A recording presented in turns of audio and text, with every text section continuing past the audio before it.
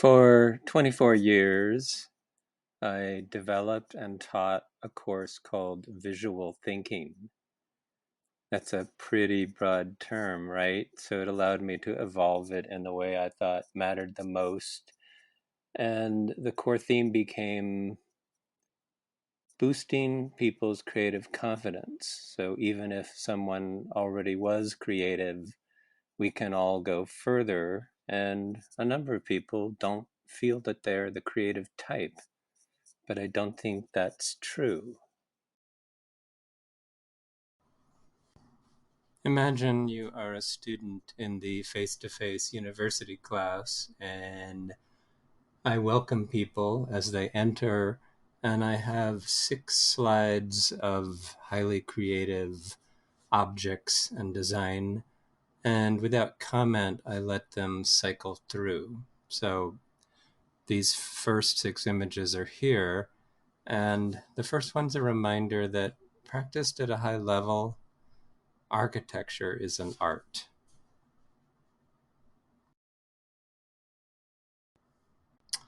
This image is a design by Santiago Calatrava, who's perhaps my favorite architect. He's also an engineer, and he combines the function of beauty with the function of engineering, comfort, and inspiration.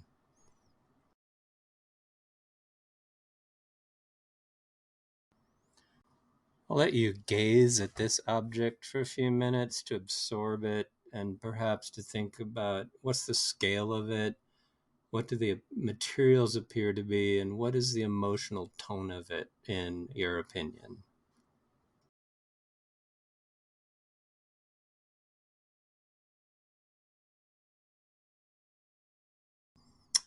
Lucas Samaras has been one of my favorite artists for decades, and he's still going strong at 87 years old.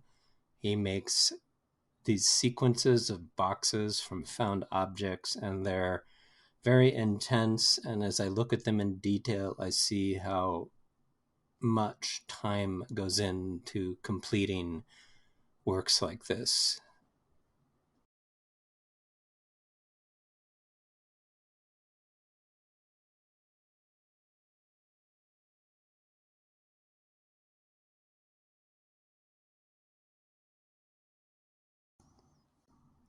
Hannah Hawk creates photo collage with the precision of a surgeon, and I always talk a lot about composition because there's a lot of wonderful painters and photographers and clothing designers and architects who are great at so many elements of the visual, and yet there's so many people that seem, in my opinion, a bit weak about composition, which is the essence of visual structure.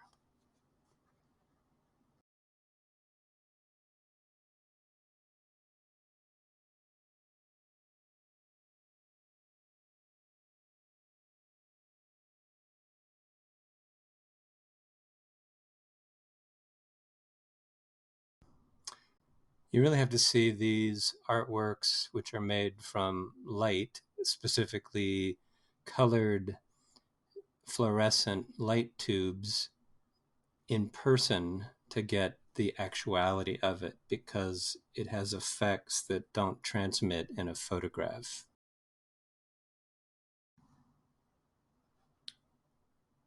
The sculpture is forward-facing horizontal 6-foot fluorescent tubes, and the vertical are facing back towards a corner, though that's hard to perceive in this photo. So simple materials. Decades ago, you could buy these in yellow, blue, green, pink, and that's what the art was made from.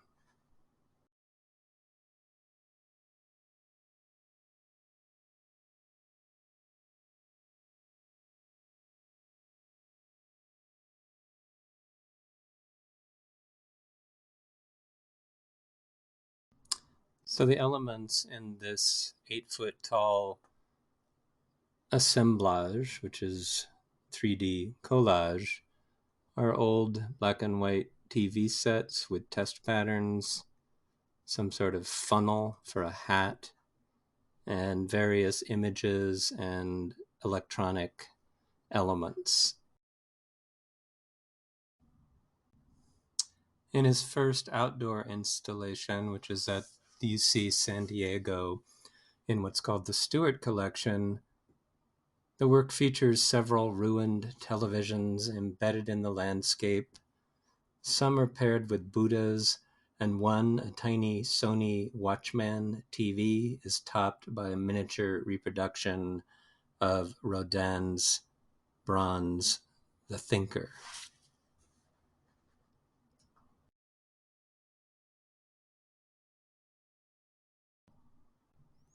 And this image, which I purposely made low resolution so there was more mystery as to what it is an artwork that has a pink band surrounding a shape that's green with a background that's also green.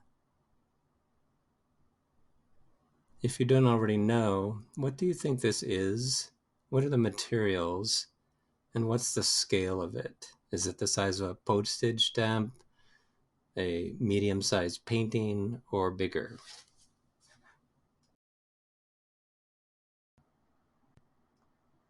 Who is this artist who surrounded islands in Biscayne Bay, Miami, with pink fabric?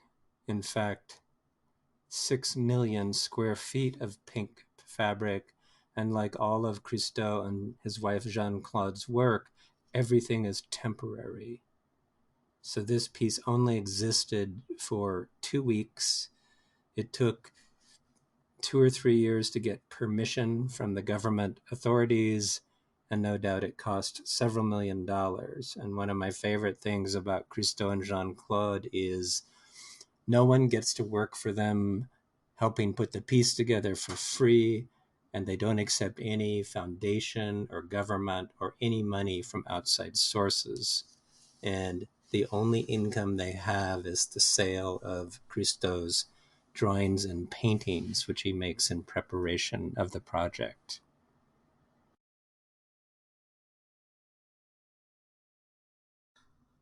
So if the previous set of images inspires you, I hope you'll think about taking a course I've created which boosts self-expression, creative confidence, and broadening the possibility of what art may be. I've had more than 3,000 students, and I can promise you it will be interesting and useful.